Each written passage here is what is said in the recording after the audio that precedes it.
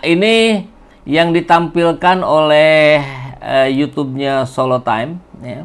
Sambil saya coba bacakan apa yang disampaikan oleh Roy Suryo. Karangan bunga mulai berdatangan sampai ada JKWKW, JKWKW alias palsu. Hari ini ada kejadian apa? Ambiar ya oleh Dr. KRMT Roy Suryo MKes. Semenjak tadi pagi media-media pro Oslo, maksudnya Solo ya, dan YouTube beberapa anggota Ceboker Nusantara mulai heboh dan cukup berisik menayangkan peristiwa yang terjadi hari ini Sabtu 21 Juni 2025 di Gang Kutai Utara nomor 1. Sumber Solo, Jawa Tengah. Mungkin karena saking tampak inginnya segera kejar tayang, sampai ada yang menuliskan pada thumbnail YouTube-nya dengan kata kebanjiran. Nah, video ini tadi saya cek judulnya memang masih kebanjiran ya. Yang menuliskan kebanjiran padahal seharusnya kebanjiran. Adalah Solo Times yang sangat kentara selalu memberitakan apa saja yang terjadi di rumah tersebut. Hari ini mereka menulis judul tayangannya Rumah JKW Kebanjiran, Karangan Bunga dan seterusnya. Bukan kata kebanjiran sesuai EYD. Namun, tentu meski typo itu tidak mempengaruhi arti diksi tersebut, tapi jelas menunjukkan ketergesa-gesaan redaksinya entah karena sebab apa. Padahal tayangannya sebenarnya biasa-biasa saja. Tayangan yang ini ya yang dimaksudkan oleh Roy Suryo. Hanya ingin menunjukkan bahwa hari ini banyak karangan bunga yang berdatangan, mulai dari tafel atau table, karangan bunga meja, hingga krans, bunga papan ukuran besar yang dikirim oleh berbagai pihak melalui florist atau toko bunga yang di seputaran kota yang kini sedang berharap meski jadi kontroversi akibat buta sejarah ingin menjadi DIS, Daerah Istimewa Surakarta.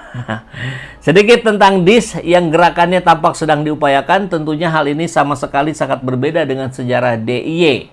Kalau DIY sejak zaman perjuangan Republik Indonesia saat kemerdekaan dulu sudah jelas keberpihakannya. Namun hal detail soal ini sebaiknya saya bahas dalam tulisan tersendiri yang berbeda. Kembali ke tayangan YouTube ini, katanya cukup banyak karangan bunga yang terlihat dan bisa dibaca nama-nama pengirimnya, lengkap dengan merek atau brand perusahaan atau kelompoknya sampai kepada jabatan publik yang kini diembannya. Padahal untuk pejabat publik sekarang sudah ada himbauan efisiensi agar tidak boros mengeluarkan anggaran belanja, apalagi yang berasal dari uang rakyat untuk kebutuhan tersier semacam ini.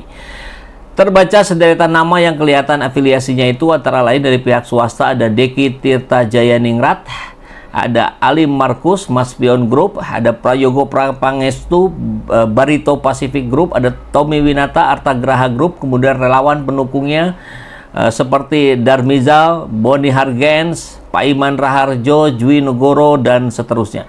Pejabat pula ada ya dari karangan bunga dari Kolonel CPM, Sugiarto SIP, dan Pompam 4 di Penegoro, Peri Warjiyo, Gubernur BI, Bima Arya, Wamendagri, dan seterusnya.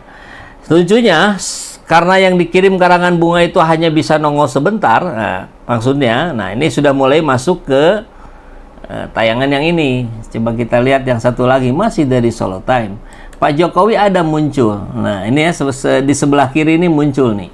Bahkan di menit kelima sampai akhir orang yang diketahui berasal dari Bandung itu dimanfaatkan oleh beberapa pengunjung itu ya, yang baju batik itu bergaya Jokowi sampai berkata terima kasih ucapannya.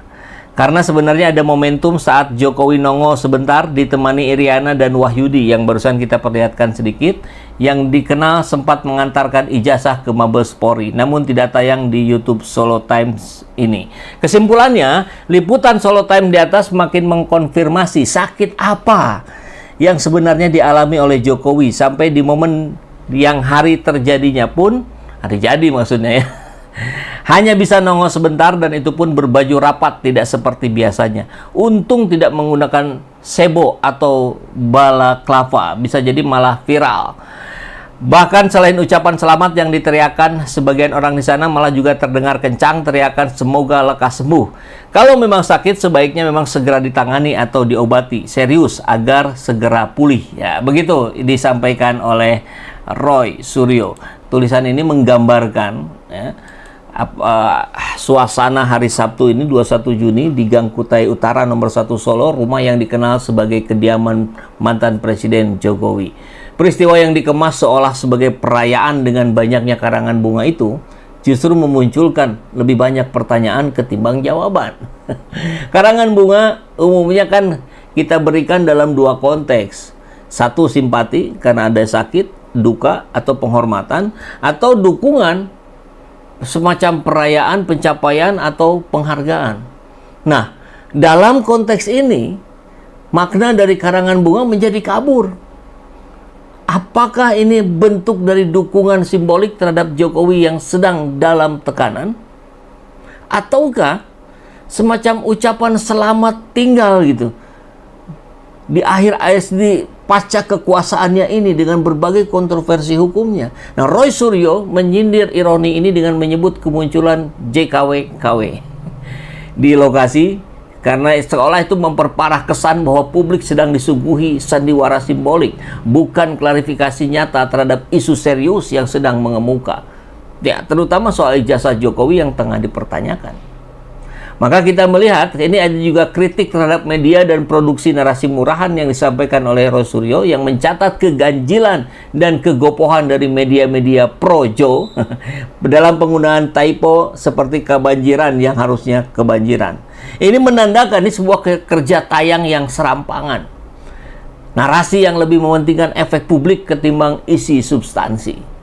Lebih lanjut, beliau juga mengkritisi produksi narasi rame tapi kosong, di mana alih-alih menjelaskan secara faktual atau menyentuh isu krusial, media hanya menayangkan kiriman karangan bunga. Penampakan orang yang menyerupai Jokowi dari Bandung barusan. Visualisasi tanpa makna atau keterhubungan dengan realitas politik yang saat ini terjadi. Jadi singkatnya, upaya menciptakan suasana yang terkendali dan positif ini justru terkesan dipaksakan, bahkan lucu ketika muncul sosok Jokowi palsu yang dimanfaatkan untuk berpose ucapan terima kasih. Maka kita juga melihat bahwa Roy Suryo menyoroti nama-nama juga pejabat aktif dan tokoh pengusaha yang mengirimkan bunga.